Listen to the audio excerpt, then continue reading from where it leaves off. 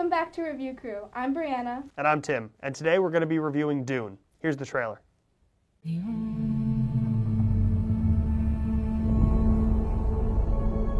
My planet Arrakis is so beautiful when the sun is low. Rolling over the sands, you can see spice in the air. The outsiders ravage our lands in front of our eyes.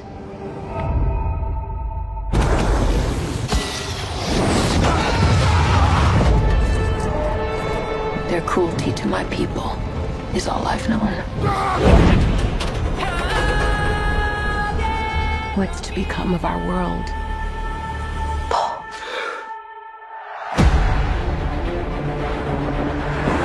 A boy.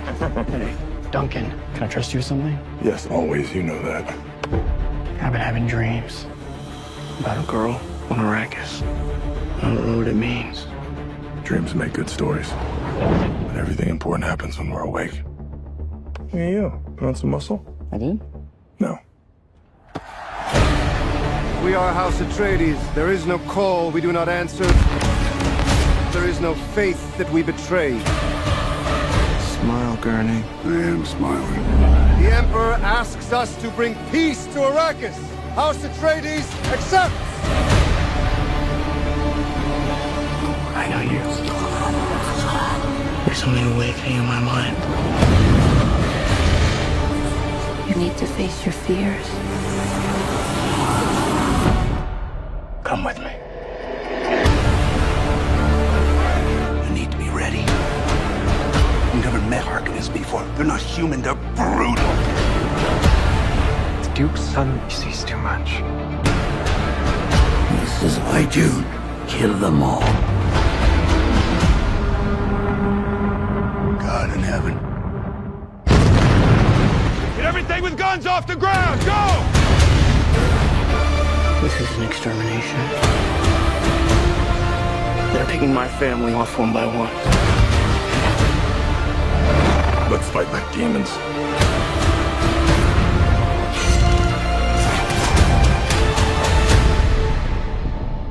Dad, what if I'm not the future of House Atreides? A great man doesn't seek to lead. He's called to it. But if your answer is no, you'll still be the only thing I ever needed you to be. My son. If anything happens, will you protect Paul? With my life.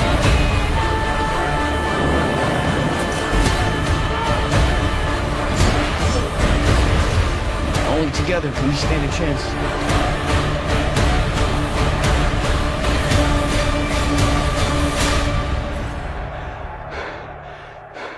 It's time.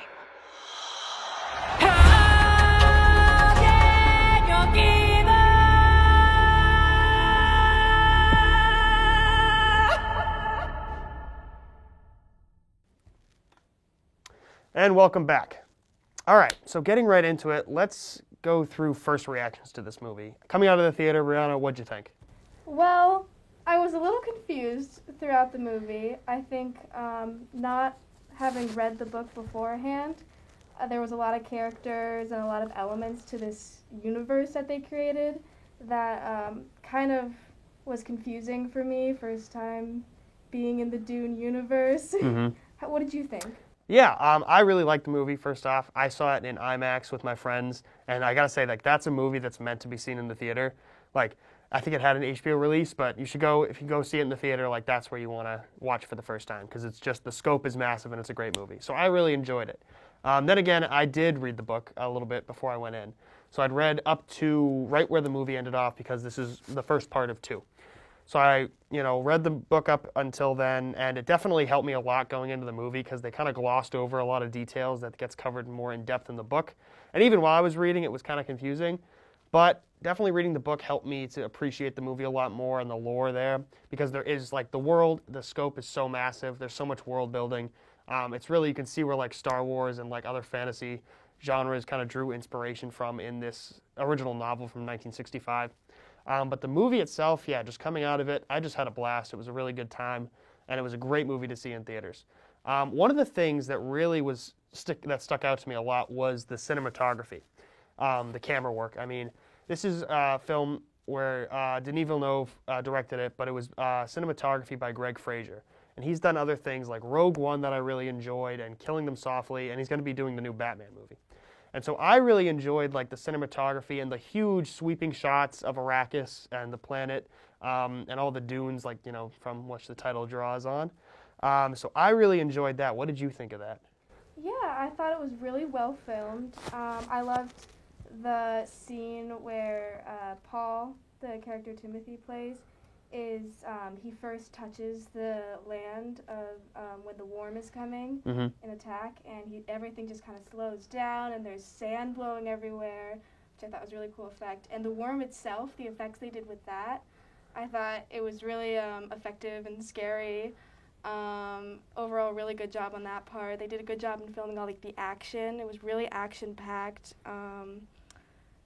Yeah, I guess. Do you have anything else to comment on the cinematography? Yeah, no, I agree. Like that shot of Paul kind of finally reaching Arrakis and touching the sand, and then the worms coming. Great scene. And the worms, yeah, like you said, great kind of like, you know, big movie monster kind of thing where it's like, but there's clearly a little bit to them that we don't understand, like kind of maybe like why are they so aggressive and seeking out these humans. So they were really well done, because in the books they're definitely a force to be reckoned with. So it was really cool to see that come to life, and I think the art direction and Denis' vision helped to bring that sandworm kind of to life and a really good way. So that was definitely interesting to me. And another thing that I also really appreciated was the music, the score. This was a score by Hans Zimmer, who's now like a household name, and I think that the score really helped to rope you into the world. Like, obviously, the vision itself is beautiful, and the planet looks great, but the music really cements kind of that you're in this fantasy world, and that there's a whole different culture for these people, the Fremen, and the House Atreides and House Harkonnen. Like, all these different themes come together and really like separate the characters, but also bring the story together. So I'm kind of interested in your thoughts on that. Yeah. So I definitely could see the contrast between like the good and evil forces with the music, especially when they brought in that monster or the pet of Vladimir's pet. There's definitely a darker tone, I guess, in the score. Yeah. I think a big draw to the movie was Timothy acting in it as Paul, the main character. Timothée Chalamet, yeah. I think he did a wonderful job playing Paul. His image is like not scary, and he's very skinny, which so people don't expect much from him. But then he comes out and he's this really strong fighter, and he's very intelligent and has all these powers, which I think is kind of like, it's like the classic underdog story that he brings here. Who was your favorite character and like? My favorite character, yeah. I was a big fan of. I like villains. I like the bad guys a lot. So House Harkonnen was really interesting to me. But I also really liked Josh Brolin in the movie as Gurney Halleck, who was kind of like the master at arms and like the loyal servant of House Atreides. But yeah, there were a lot of great characters. Like, this cast was huge. And Timothée Chalamet, like you mentioned, I think he did a fantastic job. I am not the biggest Timothée Chalamet fan. I really have not enjoyed much of him, like, in other works, like Lady Bird and Call Me By Your Name and other movies like that. I think he's a talented actor. His performances aren't for me, but this movie changed that for me, which I really appreciated. I think he did a great job of bringing Paul to life from the book. And he kind of had that underdog quality, but also kind of like force to be reckoned with. Like, he's got a lot of power, and he kind of understands that too. And it's interesting to see him kind of accept that power and use it for very practical purposes in terms of, like, escaping House Harkonnen and, working with the Fremen. So I thought that was really cool. And another character who was really interesting to me was Zendaya's character of Chani. She wasn't in it very much. I know they really milked her for marketing. They did. And the trailers and everything. A lot of Zendaya, and I think they literally used every shot of her from the movie in the trailers. But yeah, she was good. What did you think about her? Yeah, I love Zendaya. Huge Zendaya fan. I thought the part that she did play was really good. She brings like a lot. She's like a mysterious character almost. Like you watch her and you're wondering like what is she thinking? Like what are her motives? And I think we might dive a lot into her character development if there is a second movie, because she kind of came in at the very end. Definitely, I see a relationship forming between her and Timothy, who plays Paul, that they're two characters, which I think would be interesting to explore in a second film. Another character that I really felt like emotionally attached to was the character Duncan.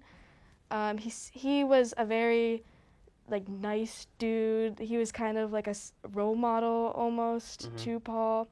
It was really heartbreaking when he went down, but he went down with a fight, which I think was it was a good it was a good death for him, was him going down with honor.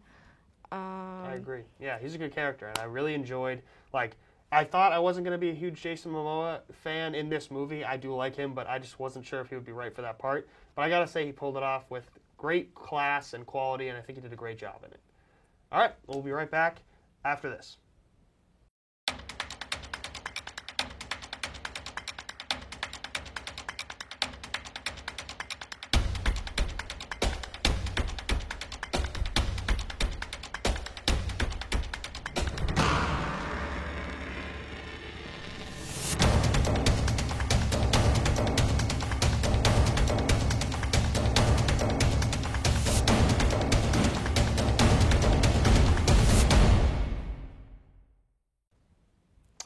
And welcome back.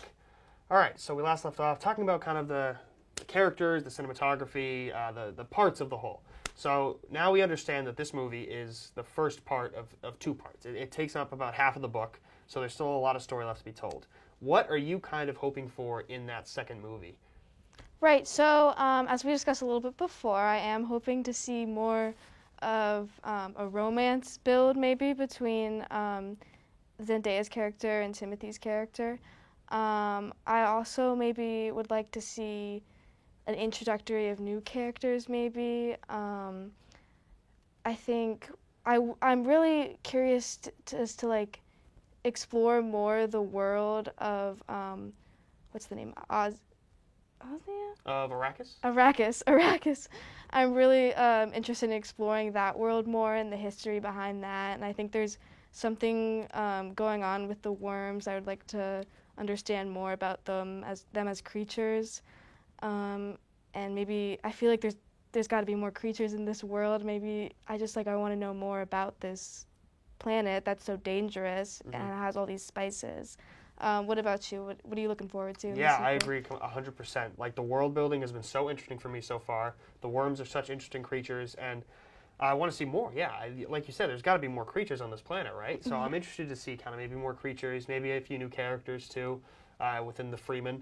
I think that there's a lot of room for expansion here, and I think that I'm hoping that we get a little bit more about like the world of Arrakis and maybe about the galaxy on a larger whole too, because we know that this plan that went into action in the first movie was like a plot by the Emperor of this universe, and I'm interested to see maybe if we'll get a little introduction to that Emperor character, and maybe his relationship with House Harkonnen and how they kind of brought that plan to fruition to wipe out House Atreides.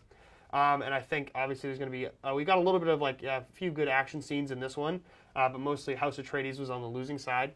So it would be interesting to see kind of in the second movie maybe House Atreides taking a more prominent role and maybe winning a few fights actually with the help of the Fremen. So that would be really cool to see. So I'm interested to see, kind of that world building, maybe some more action scenes where House Atreides steps it up a notch. Yeah. I'm really excited for the second movie, and I think I'm going to have to read the second part of the book because I understood that it helped me a lot going into the movie, reading that first part, so I'm going to try to do that again. But I'm excited for it, yeah. I was interested to learn that actually I was watching the movie or reading the book too, and I was like, wow, this seems like a lot of inspiration drawn from like Star Wars and stuff like that. But Star Wars actually came out like almost 12 years after the Dune novel originally came out. So this is kind of like a breakthrough film or book in terms of the genre, like combining sci-fi and fantasy, which is super interesting to me. I am a Star Wars lover at heart, so I think that'll always be my favorite. But it is really cool to see kind of where that franchise draws its inspiration from and kind of the elements that it shares between them. Same with Game of Thrones. I'm a huge Game of Thrones fan. A lot of political maneuvering within the characters and a big cast kind of like in this movie as well as in Game of Thrones. So it's also really interesting to see kind of those elements drawn upon in a more just like fantasy series versus a sci-fi fantasy mix. And then one more thing I wanted to talk about too was the runtime of this movie. It was pretty long. I was clocking in at around like 2:30, 2:40, somewhere around there. Long movie. And I gotta say, I think that was a little bit of a takeaway for the film for me. It felt like it drew on for a little bit long. And even though it cut some scenes from the book, from that first half, it still felt long, so I was surprised at that.